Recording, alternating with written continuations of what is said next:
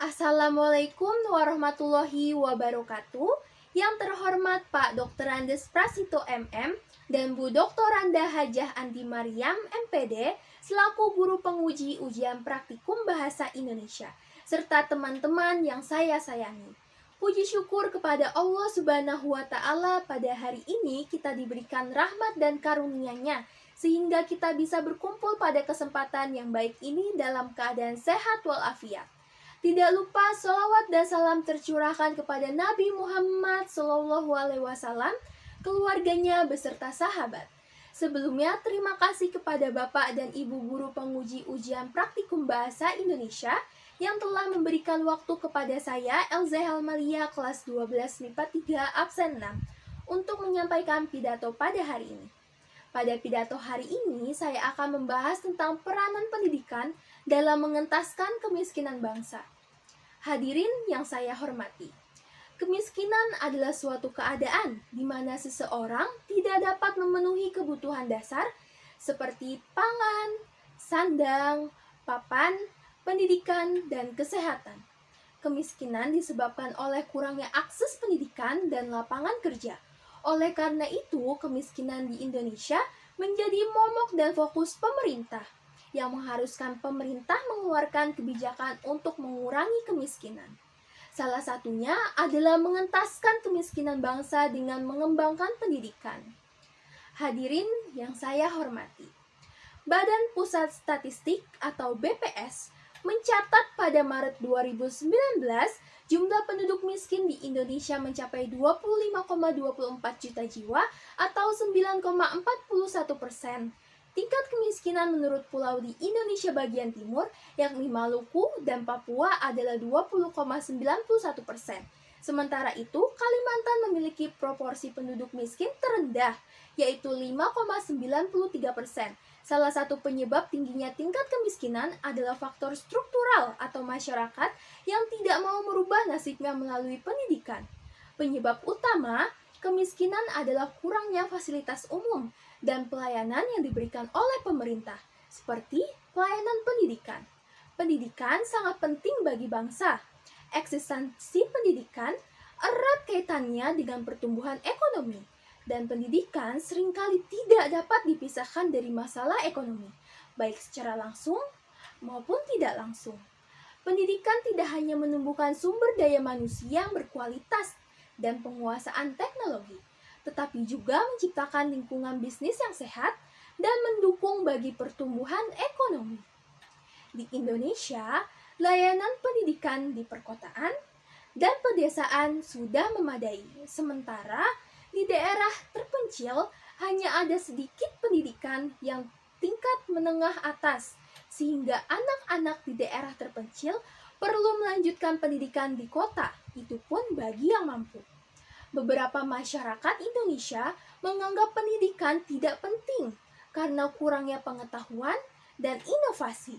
Masyarakat miskin beranggapan bahwa biaya pendidikan tinggi, padahal sebenarnya tidak ada biaya pendidikan karena mereka mengutamakan kelangsungan hidup seperti biaya makan sehari-hari, biaya pajak, tagihan listrik, dan lain-lain. Apalagi di masa pandemi COVID-19 saat ini, Indonesia mengalami keterpurukan ekonomi.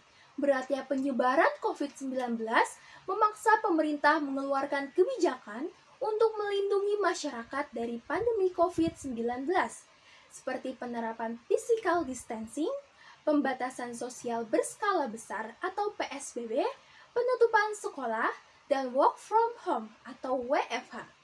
Dilihat dari kebijakan yang diterapkan, dampak negatif yang muncul antara lain perlambatan pertumbuhan ekonomi, PHK massal yang tak terhindarkan oleh perusahaan, dan penutupan banyak usaha mikro, kecil, dan menengah atau UMKM karena modal dan pendapatan tidak seimbang. Berdasarkan hasil penelitian UNICEF, pemberlakuan PSBB berdampak besar pada penghasilan pekerja sektor informal. Padahal, pekerja ini juga memiliki keluarga. Turunnya penghasilan keluarga memberi pengaruh langsung pada kesejahteraan anak. Pada masa pandemi COVID ini, ekonomi keluarga terganggu Sementara pendidikan anak tetap terus berlangsung. Anak tetap harus belajar dari rumah yang membutuhkan HP Android, laptop, pulsa, paket internet, dan sebagainya. Kalau ekonomi keluarga sudah terganggu, sulit untuk memenuhi itu semua. Dengan kondisi ekonomi yang seperti itu, keluarga harus berpikir keras dan berusaha semakin gigih agar pendidikan anak tidak begitu terganggu.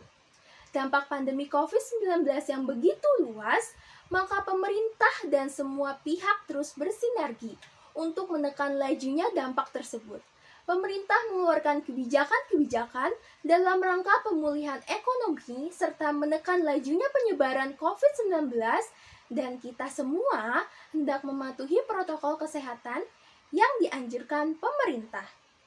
Upaya penanggulan kemiskinan agar mutu pendidikan baik dan menyelesaikan masalah-masalah tersebut yaitu yang pertama, menyamaratakan pendidikan terutama di daerah-daerah terpencil yang sulit dijangkau agar mereka bisa dan dapat pendidikan yang sesungguhnya dengan memiliki kemampuan dan pengetahuan yang baik.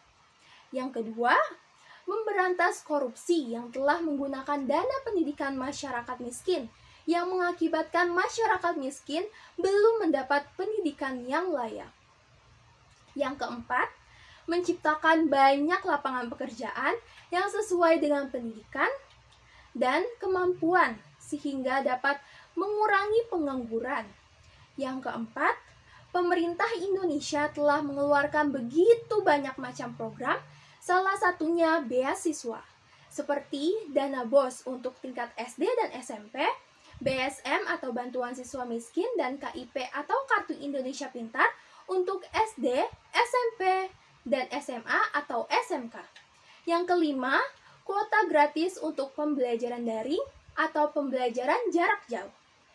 Hal yang terpenting saat ini, pendidikan harus tetap berlangsung seefektif mungkin, karena pendidikan merupakan bagian terpenting dari proses pembangunan nasional yang bermula dari pendidikan keluarga. Selain itu, pendidikan juga merupakan penentu ekonomi dari suatu keluarga dan negara. Sumber daya manusia yang berpendidikan akan menjadi modal utama pembangunan nasional, terutama untuk perkembangan ekonomi. Untuk itu, kita sebagai pelajar harus memanfaatkan apa yang sudah difasilitasi oleh pemerintah. Jangan sampai mengabaikan pendidikan hanya karena pembelajaran jarak jauh.